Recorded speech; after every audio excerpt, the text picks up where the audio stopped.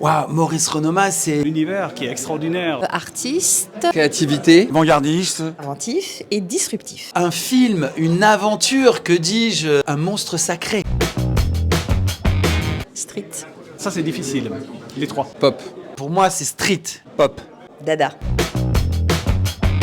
Multipoche. Blazer. Un blazer. multipoche, blazer multipoche, laser, collage, Peinture. Collage. Collage. Ah là c'est dur. Peinture, collage, Noir et blanc. Noir et blanc. couleur, couleur, plus dur, noir et blanc. Noir et blanc. J'ai l'impression que le street art envahit le monde entier. Il envahit donc les musées. Il peut envahir un appartement haussmannien. Je trouve que c'est un joli retour des choses. L'art pénètre le côté bourgeois de certains quartiers. je trouve que c'est inattendu. Peut-être un peu contradictoire, mais l'ambiance à l'intérieur est très pop. Je trouve ça parfait. Le mélange des genres fonctionne en général très très bien. C'est génial de présenter du street art parce que Maurice, au fond, son univers a toujours été punk, a toujours été décalé à l'image de ce qu'est aujourd'hui le street art. Je pense que la réunion aurait plu à Tristan Tzara.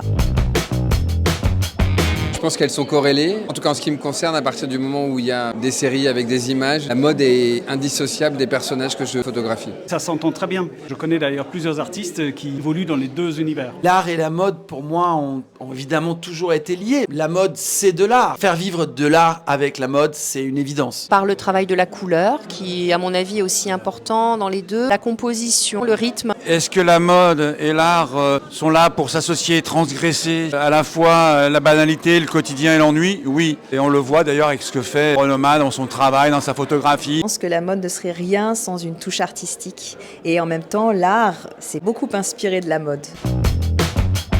Je vais vous citer ceux qui sont là ce soir et que nous représentons. César Malfi et Nadège d'Auvergne qui fait même une séance de live painting dans la pièce à côté. Je suis inspiré par tellement d'artistes, mais peut-être, puisqu'on est dans l'énergie aujourd'hui de l'urbain et on est dans l'énergie du street, on va dire Banksy, c'est ce qui m'inspire beaucoup. Ceux qui m'impressionnent beaucoup, c'est les artistes néo-impressionnistes, comme Edmond Cross par exemple, où là je vais essayer de comprendre comment il aborde la couleur, parce que c'est vraiment une façon très particulière.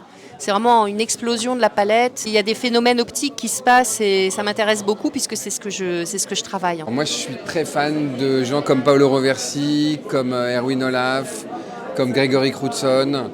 Je pense que la scène française de street art est extrêmement inspirante. Moi, je connais bien Madame, j'ai travaillé avec Zeus, j'ai travaillé avec Nadège d'Auvergne. Je dirais acteur américain, James Dean, grande fan de cette révolte, casser les codes. Pierre Dac aussi pour l'humour.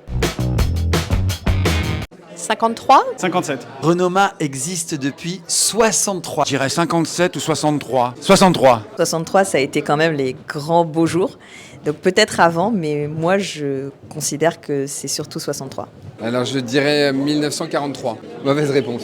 J'ai vu sur un t-shirt 163. D'ailleurs, je comprends.